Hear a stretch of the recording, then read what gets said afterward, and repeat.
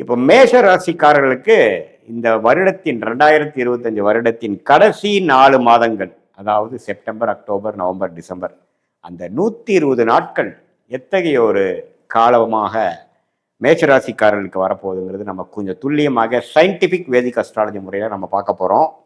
இப்போ பாருங்க, ஆண்டு கிரகம் என்று சொல்லப்படுகிற சனி 12ஆம் இடத்துல விரய சனியாக மேஷராசிக்காரர்களுக்கு இன்னும் இருக்கிறார். ஸோ மார்ச் ஏப்ரல் மாதம் ஆரம்பித்த அந்த சனி விரய சனியாக தொடர்ந்து இவன் அடுத்து வரக்கூடிய 4 மாதங்களும் வருடம் 2025 வருடம் முடிகிற வரைக்கும் இருக்கிறார். அது வரைக்கும் அப்புறம் குருங்கிற கிரகம், அதாவது சனி 12ல இருந்து விரய சனியாக கொடுத்தாலும் குரு பார்த்தீங்கன்னா 3ஆம் இடத்துல இருந்து 7ஆம் இடத்தை பார்க்கிறார், 9ஆம் இடங்கிற பாக்கியஸ்தானத்தை பார்க்கிறார்.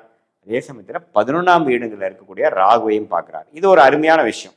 இதனால என்ன, கொஞ்சம் நண்பர்கள், திருமண விஷயங்கள், சோஷியல் லைஃப், பாக்கியங்கள், லாபங்கள், பணப்புழக்காட்டங்கள் இதெல்லாமே ஓரளவுக்கு சீராக வைக்கக்கூடிய அமைப்பாக குரு அடுத்த 120 நாட்கள்லையும் பார்த்தீங்கன்னா செப்டம்பர், அக்டோபர், நவம்பர், டிசம்பர்லையும் கண்டிப்பாக குருவின் சஞ்சாரம் பாக்கியஸ்தானத்துக்கே கனெக்ட் ஆகிறது தப்பில்லை, பெரிய டிஸ்டர்பன்ஸ் இருக்காது. அதே சமயத்தில் ராகு 11ஆம் இடத்துல இருந்து கேது 5ஆம் இடத்துல இருக்கிறது என்னன்னா, எப்பவுமே இந்த ராகு கேதுகள் 5, 11க்கு சம்மந்தப்படும் பொழுது சில விஷயங்கள் ஜாதகர் கொஞ்சம் ட்ரை பண்ணுவார். சில கிரியேட்டிவான விஷயங்கள் ட்ரை பண்ணுறது, ஏதோ ஒரு விஷயம் நம்மளால ஒரு முயற்சி செய்ததில் ஒரு பலன் பெறுவது, அது மாதிரி விஷயங்கள் வரும். ஆனால் 11ஆம் இடத்துல ராகு இருந்து குரு பார்வை பெறுகிறார் இல்லைங்களா, ராஜோகாதிபதி குருவின் பார்வை பெறும் பொழுது குறிப்பாக ராகு திசை நடக்கிறவங்க, கேது திசை நடக்கிறவங்க, ராகுவின் சாரத்தில் இருக்கக்கூடிய திசை நடக்கிறவங்களுக்குலாம் கொஞ்சம் பாசிட்டிவான விஷயங்கள் உண்டு. ஸோ இதுதான் ஜென்ரலாக ஆண்டு கிரகத்தின் சஞ்சாரங்கள் கொடுக்குது. மாத கிரகத்தின் சஞ்சாரம் எப்படி இருக்கு, பயிற்சிகள் எப்படி இருக்குன்னு பார்க்கும் பொழுது ராசி அதிபதியாகிய செவ்வாயே பார்த்தீங்கன்னா செப்டம்பர்லேருந்து டிசம்பர் வரைக்கும் பார்த்தீங்கன்னா கன்னி, துலாம், விருச்சிகம், தனுசு இந்த 4 ராசியில பயிற்சி பெறுகிறார். இதில் எல்லாமே ஓரளவுக்கு நல்ல பயிற்சி தான். குறிப்பாக சொல்லப்போனால் ஒரு செப்டம்பர் மாதத்திலிருந்து வரக்கூடிய அந்த துலாம்ல வரக்கூடிய செவ்வாய் தன் வீட்டை தன்னை பார்த்து தன் ராசி ஆகிய மேஷ ராசியை செவ்வாய் பார்ப்பது ஒரு நல்ல பலம். ஸோ அவங்களுக்கு என்ன வேணுமோ அதில் சில விஷயங்கள் செய்து கொள்வது, நண்பர்கள், அசோசியேஷன், கான்ட்ராக்ட்ஸ், அது மாதிரி விஷயத்துலலாம் கொஞ்சம் பாசிட்டிவான சில விஷயங்கள் வருவது.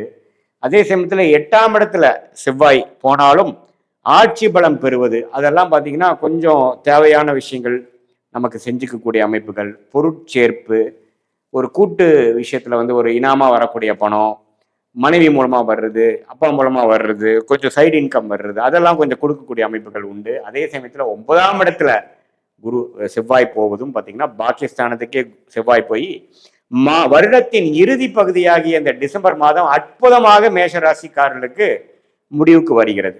ஏன்னா குரு செவ்வாயை பார்க்கிறார், ராசிதிபதியை பார்க்கிறார், குருவும் செவ்வாயும் நேர்கொண்டு பார்த்து கொள்கிறார்கள் தனுசுல இருந்து. ஸோ தன் வீட்டிலேயே இருந்து குரு தன்னை வீட்டையே பார்க்கும் பொழுது தன் வீட்டில் இருக்கக்கூடிய செவ்வாய் பலம் பெறுகிறார், ராசி அதிபதி பலம் பெறுகிறார்.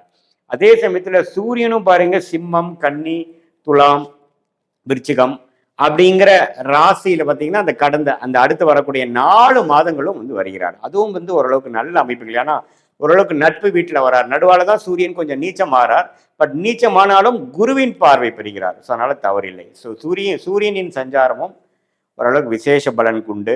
அதே சமயத்தில் புதனின் சஞ்சாரமும் பார்த்தீங்கன்னா சிம்மத்திலிருந்து தனுசு வரைக்கும் போவது ஓரளவுக்கு நல்ல அமைப்புகள் கொடுக்கக்கூடிய அமைப்புகள் கட்டாயம் உண்டு. அந்த 6ஆம் வீட்டு அதிபதி 8க்கு போகக்கூடிய அமைப்பு புதன் விருச்சிகத்தில் வரும்பொழுது ஒரு நவம்பர் மாதம் படிப்பு விஷயத்தில் இருக்கக்கூடிய மாணவர்களுக்கெல்லாம் கொஞ்சம் ஒரு கான்சென்ட்ரேஷன் இஷ்யூஸ் வரலாம்.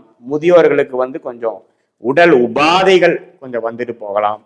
அது மாதிரி ஒரு சிரமங்களும் அப்ஸ் அண்ட் டவுன்ஸ் கொடுக்கக்கூடிய அமைப்புகள் இருந்தாலும் ஜெனரலி ஸ்பீக்கிங் மேஷ ராசிக்காரர்களின் அந்த ராசி அதிபதி ஆகிய செவ்வாய் பலமாக இருப்பதனால் இருக்கக்கூடிய பிரச்சனைகள் எல்லாம் ஓரளவுக்கு சமாளிக்கக்கூடிய ஒரு அமைப்பை எல்லா வயதினருக்கும் கொடுக்கக்கூடிய அமைப்பு இருக்கு. அதாவது ஒரு 30, 35, 40 வயசுல இருக்கக்கூடிய மிடில் ஏஜில் இருக்கக்கூடிய என்டர்பிரனர்ஸாக இருந்தாலும் பிஸ்னஸ்மேன், தொழிலதிபர்கள்லாம் பார்த்தீங்கன்னா கொஞ்சம் நல்ல அசோசியேஷன், கடன்கள்னால கொஞ்சம் டெவலப் ஆகிறது, கொஞ்சம் அபிவிருத்தி பண்ணுவது, அடுத்த கான்ட்ராக்ட் எடுக்கிறது, அடுத்த ப்ராஜெக்ட் பண்ணுவது, வியாபாரத்தில் டர்ன் ஓவர் அதிகப்படுத்துவது, அது மாதிரி பல நல்ல விஷயங்கள் வரக்கூடிய அமைப்புகள் உண்டு.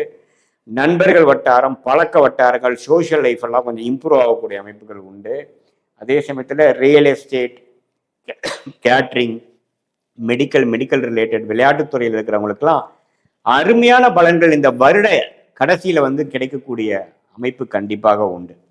ஸோ இப்படி இருக்கக்கூடிய அந்த செவ்வாயின் சஞ்சாரம், புதன், சூரியன் இதெல்லாமே கொஞ்சம் பரவாயில்ல. சுக்கிரன் பாருங்க, ஓரளவுக்கு 2 மாதம் சுக்கிரன் வீட்டிலேயே ஆட்சி பலத்தோடு இருந்து 7ஆம் இடத்துல இருப்பது அருமை.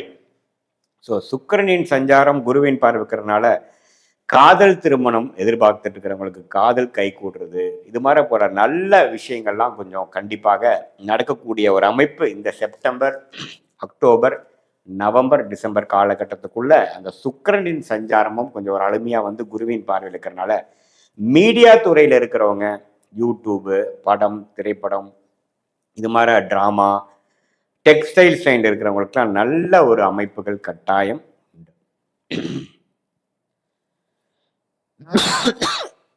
இதுக்கு கட் பண்ணிருக்கா.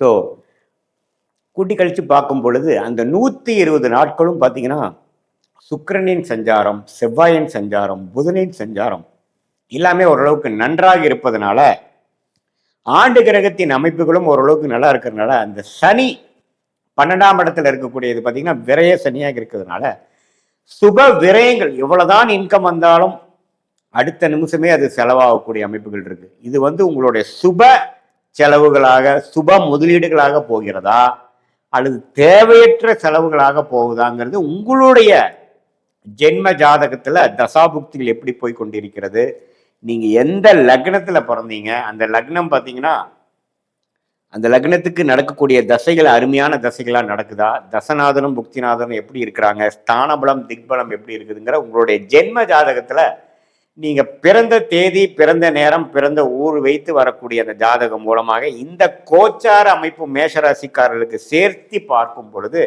அடுத்த வர 3 மாதங்கள், அடுத்த வரக்கூடிய 6 மாதங்கள் எப்படி இருக்க போகிறது, லாங் டேர்ம் எப்படி இருக்க போகிறதுங்கிறதெல்லாம் துல்லியமாக சயின்டிபிக் வேதிக் அஸ்ட்ராலஜி முறையில கணித்து அது பிரகாரம் நம்மளுடைய வாழ்க்கையோட டைரக்ஷன் திட்டங்களை எல்லாம் வகுத்து நம்ம போனோம்னா எளிதில் வெற்றி பெறலாம். நம்ம கர்மாவுக்கு எதிராக போகாமல், நம்ம கர்மா என்ன சொல்லுதோ அதுக்கு தகுந்த டைரக்ஷனை போய் எதிர்நீச்சல் போகாமல், பண விரயங்கள், சமய விரயங்கள் செய்யாமல் நன்றாக எளிதில் வெற்றி பெற முடியும். இது வந்து ஒரு கோச்சார அமைப்பு, ஆண்டு கிரகத்தின் கோச்சார அமைப்பு, மாத கிரகத்தின் கோச்சார அமைப்பு வந்து ஒரு பொதுவான மேஷராசிக்காரர்களுக்கு எத்தகைய ஒரு அமைப்பு, அதாவது மாணவர்களாக இருந்தாலும் சரி, இல்லத்தரசிகளாக இருந்தாலும் சரி, நடுத்தர வயதினராக இருந்தாலும் சரி, சீனியர் சிட்டிசனாக இருந்தாலும் சரி, எத்தகைய ஒரு ஜென்ரலான ஒரு அமைப்பு இருக்குன்னு பார்க்கும் பொழுது விரயங்கள் ஒரு பக்கம் நடந்தாலும், உடல் உபாதைகள் ஒரு பக்கம் நடந்தாலும், வரக்கூடிய வருமானங்களும் குட்டி குட்டி நல்ல விஷயங்களும் நன்மைகளும் நல்ல சிறு சிறு நன்மைகளும் வரக்கூடிய